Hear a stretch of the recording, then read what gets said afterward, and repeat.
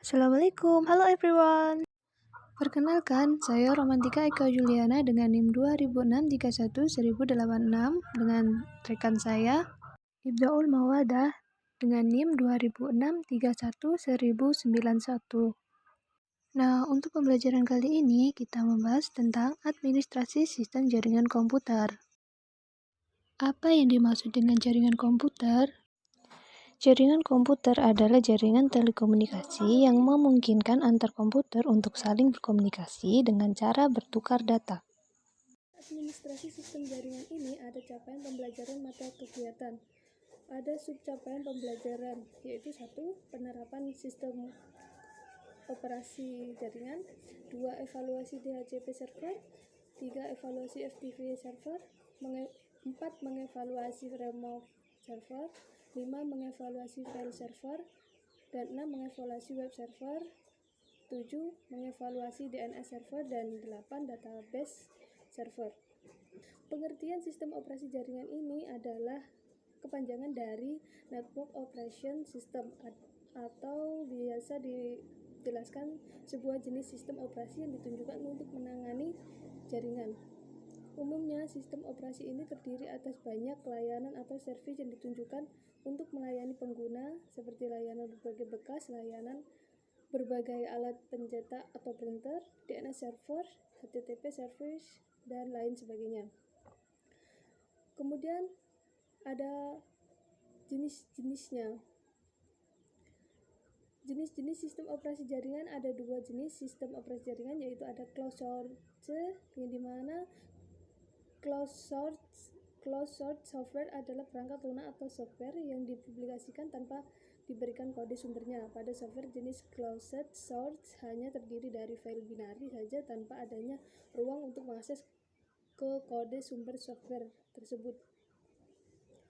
Kemudian yang kedua ada open source, yaitu di mana sistem operasi open source adalah perangkat lunak software yang dimana kode programnya bersifat terbuka dan disediakan oleh pengembangnya secara umum agar bisa untuk dipelajari, diubah maupun dikembangkan lebih lanjut, serta disebarluaskan dan boleh bahkan untuk memperbaiki bug atau kesalahan pada program tersebut.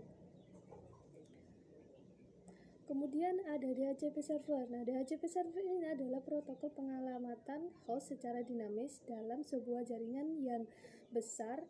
Akan ada jaringan yang pengalamatan IP address-nya tidak begitu kritikal. Di bagian ini, pengamatan IP bisa dilakukan secara dinamis dan otomatis. DHCP server ini bekerja dengan cara menawarkan diri sebagai DHCP server dan menawarkan IP kepada host yang terhubung.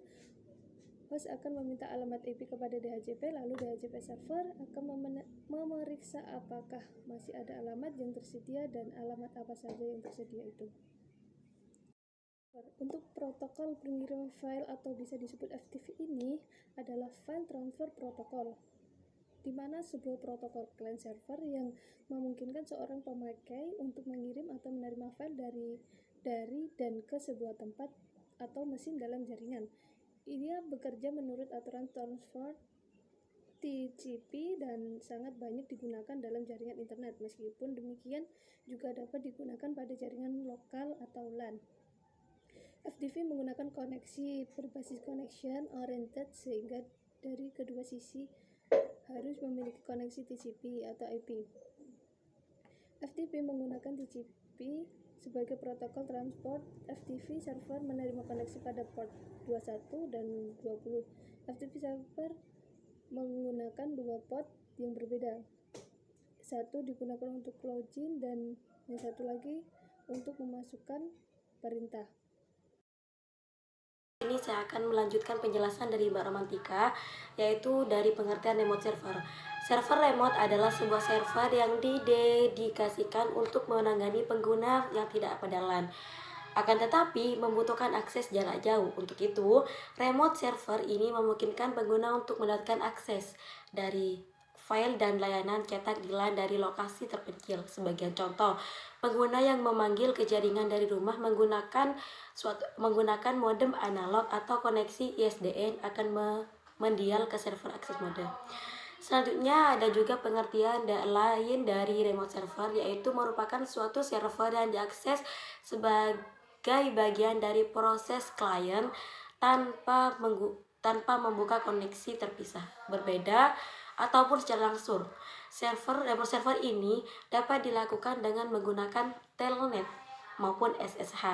Nah, telnet sendiri di sini merupakan singkatan dari telecommunication network, merupakan protokol client server yang memfasilitasi akses remote login ke komputer host dalam sebuah jaringan komputer.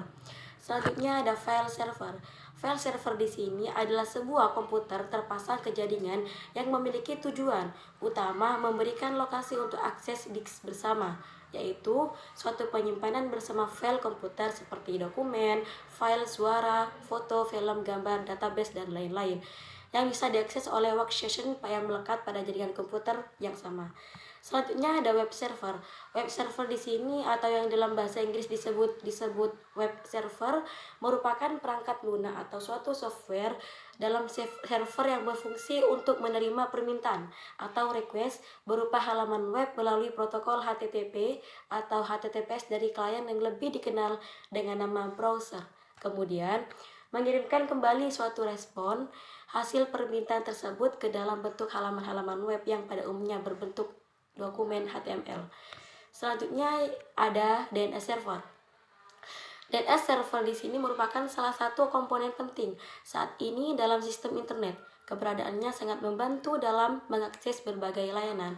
DNS ini singkatan dari Domain Name Server, yaitu sebuah sistem yang menyimpan semua informasi data dari domain atau hostname dalam sebuah jaringan. Tanpa adanya DNS, maka domain itu tidak bisa mentranslate atau menerjemahkan domain ke alamat IP. DNS server ini merupakan server yang menyimpan DNS tersebut. Selanjutnya ada database server. Server basis data adalah sebuah program komputer yang menyediakan layanan pengelolaan basis data yang melayani komputer atau program aplikasi basis data yang menggunakan model klien atau server. Mungkin hanya itu yang bisa kami sampaikan dalam pembelajaran kali ini. Semoga kita bisa bertemu di lain waktu dengan keadaan sehat walafiat. Terima kasih, kurang lebihnya mohon maaf. Wassalamualaikum warahmatullahi wabarakatuh. See you next time.